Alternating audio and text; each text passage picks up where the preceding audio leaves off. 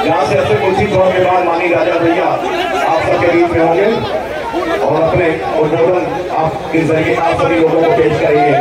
तो आप सभी लोग पहली थोड़ा सा थोड़ा पश्चिम के किनारे पे चले जाएं, बीच में थोड़ा हाँ थोड़ा से कैब दे दें।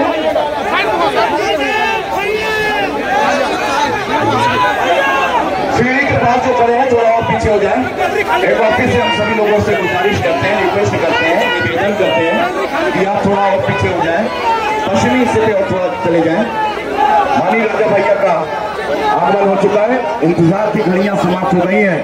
मेरे वजीर अक्सर ये होता है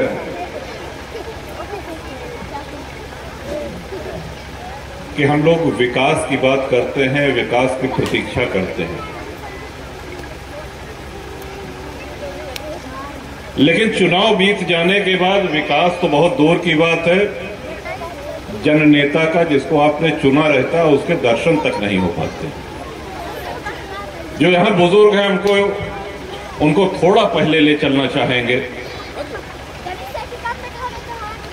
लगातार 6 बार से आप रामनाथ सरोज जी और उसके बाद विनोद को आशीर्वाद देकर के अपने सेवक के रूप में दायित्व दिए हैं, जिम्मेदारी दिए हैं, आपके बीच में रहते हैं।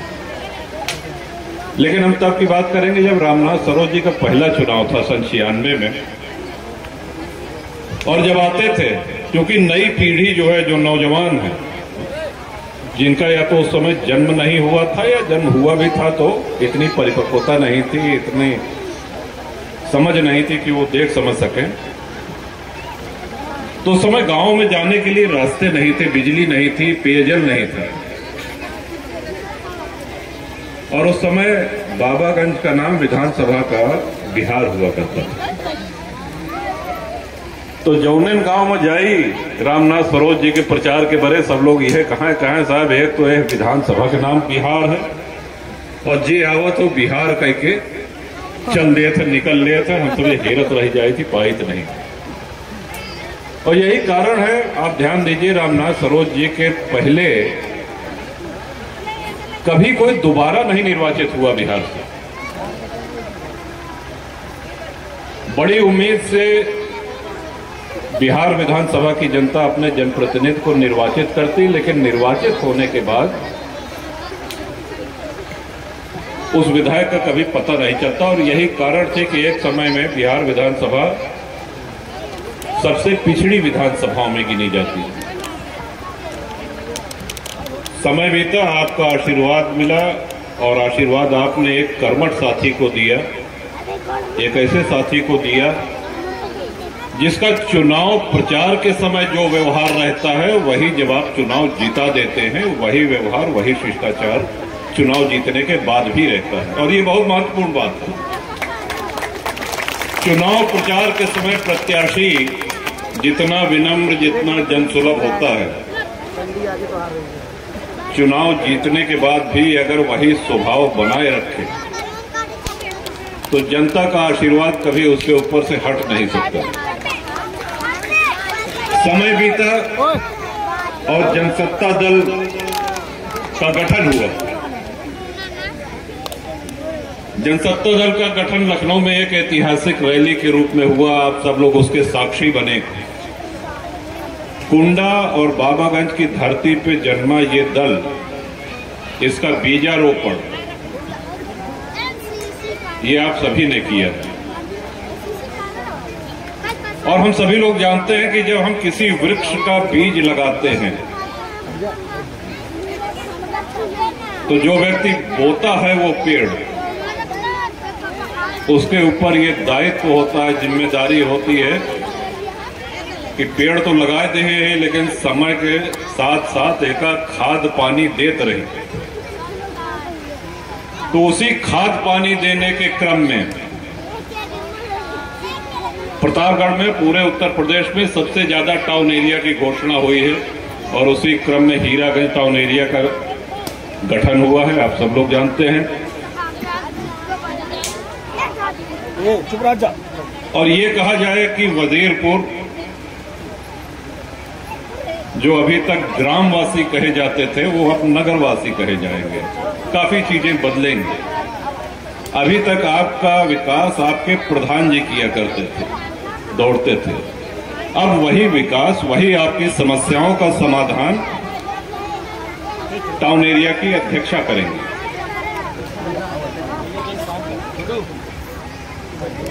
और उसी का वृक्षारोपण आज करने के लिए हम सब लोग यहाँ पर उपस्थित हुए हैं। तो पेड़ जो है कई प्रकार के होते। एक पेड़ होते जौने में झलाहट, कांटा, कहने देसी बबूराज, बिलायती बबूराज, ढेर सफेदा के पेड़ होते। वो पानी तो पूरा चूस लेते लेकिन छाया नहीं देते, न पे चिड़ै नहीं बैठते, न पे कोनो। तो वृक्ष ऐसा हो चाहे जो छाया दे, फलो दे और गर्मी के ताप से रक्षा करे। जब आप चाहें ओके छाया, ओके सेवा रूपी छाया आपके लिए सदैव उपस्थित रहे। वही के क्रम में आरी निशान ऊपर से किस नंबर पे है बताइए। आप लोग दिन रात प्रचार कर रहे हैं। एक और परिवर्तन होता है। देखें, पहली बार आप सभी लोग आरी पर मोहर लगाने जा रहे हैं। अभी तक आप लोग आरी निशान पर बटन दबाए और इस बार आप लोग आरी पर मोहर जो है लगाएंगे। आपकी मशीन न रही, आपकी पर्चा रही। और एक बात का हम ये बड़े कहा था है कि जब आप मोहर लगाओगे तो ऊपर नीचे की लाइन में छुई न जाए, मत आपका अवैध न हो जाए। आपका पूरा परिश्रम, आपका पूरा आशीर्वाद जनसत्ता दल प्रत्याशी निर्मला जी को मिले और ऐतिहासिक जीत हो, ये आप सभी लोगों का दायित्व है। और सेवा की कड़ी में और सेवा के साथ साथ जनता के बीच में उपस्थिति की कड़ी में, जनसुलभता की कड़ी में सदैव आपके परिवार के सदस्य की तरह से और सदैव एक आदर्श, जैसा कि सांसद जी ने कहा कि आदर्श टाउन एरिया। सांसद जी इसमें बटन नहीं दबाना है, मोहर आप बोल गए कि बटन दबाओगे क्या?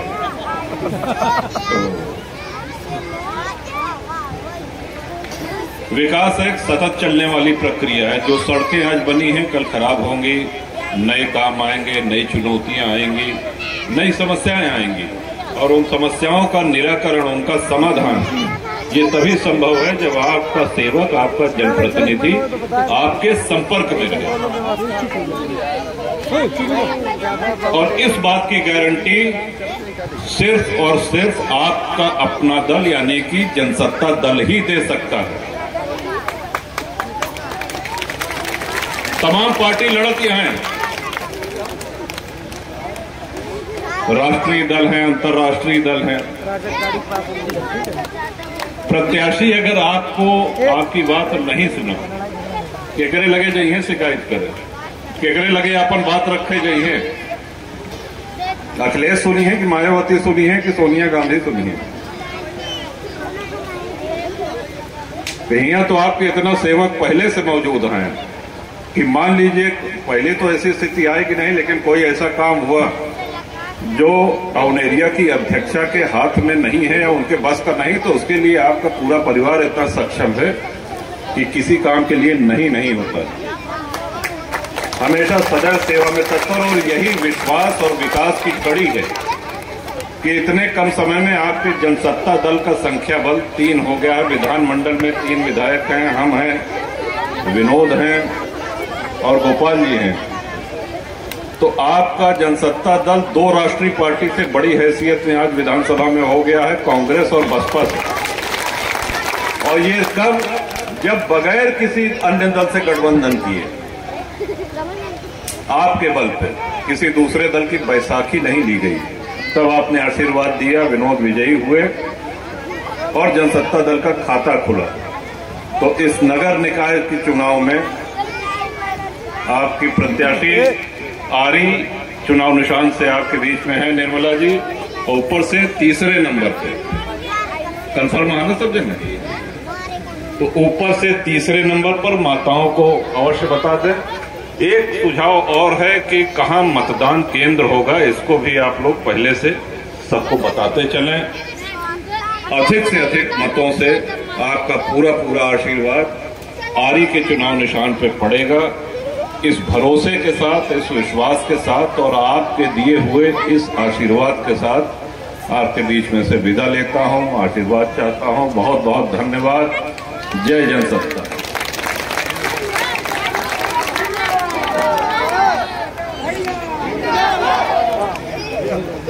राजा भैया कमाल भैया, राजा भैया, राजा भैया जिंदाबाद, अंकित भाई जिंदाबाद, जिंदाबाद। आप लोग रास्ता खाली कर दीजिए थोड़ा सा।